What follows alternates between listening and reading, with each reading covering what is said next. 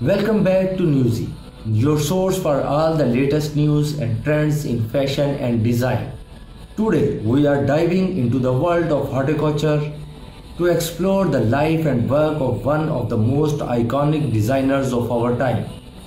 The Metropolitan Museum of Art in New York is currently hosting an exhibit in his honor, showcasing some of his most memorable creations. From his sharp tongue to his impeccable sense of style, Lagerfeld was a true force in the fashion industry. So, sit back, relax, and let's take a closer look at the man behind the designs. The Metropolitan Museum of Art, the Met, is celebrating both the work and the life of the late designer Karl Lagerfeld. Pieces from the famed haute-couture designer make up this year's exhibit for the museum's Costume Institute.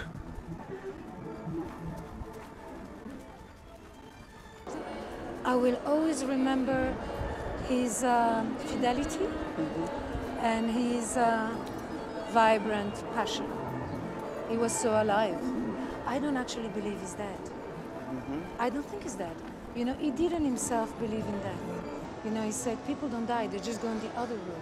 So I think he's just in the other room.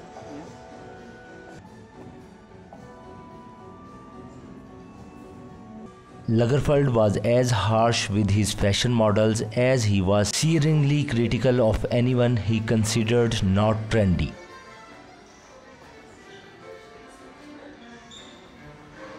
He fired his closest female friend, former Chanel model, in 1999 after she agreed to pose as a Marianne, France's national symbol, without asking him first.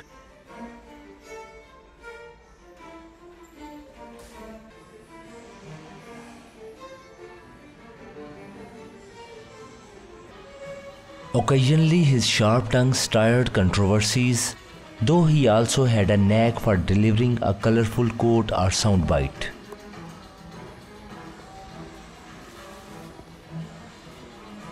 Karl said things that were very funny, very poignant, very insightful, but also very hurtful and controversial, which we don't support, obviously.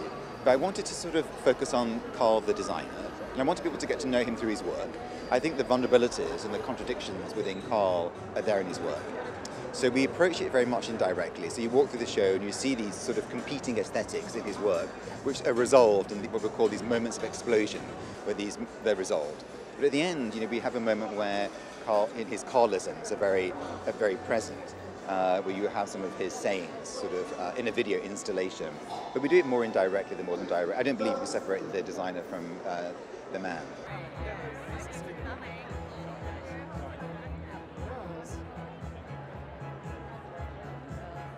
I think for many reasons. I think that he was a polymath designer, you know, so he was a publisher, a writer, a photographer, a designer, a collector, a connoisseur.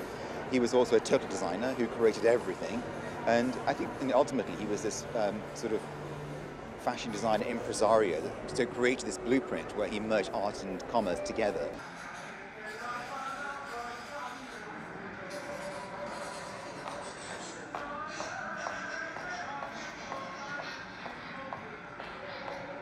The straight line represents Karl's more modernist, his more minimalist, his more German side, really. And then the S line represents Karl's sort of historicist, his postmodernist, his romantic, and more of his French side. So for me, in Karl's work, these two lines are always sort of coming together, coming apart and coming together. So the exhibition looks at these competing lines throughout Karl's work, these through lines in Karl's work.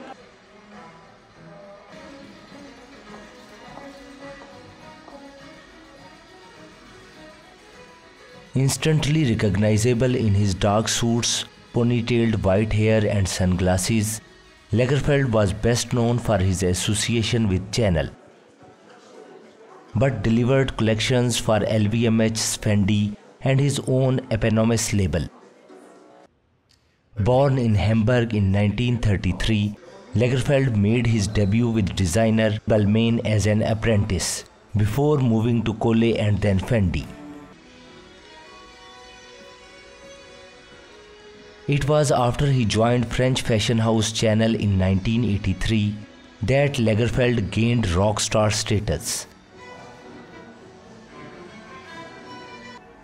Credited with helping jazz up the label founded by Coco Chanel in 1910 and attracting younger clients. He was known for staging lavish shows, building Chanel catwalks amid replicas of a supermarket, casino, and even an airport terminal.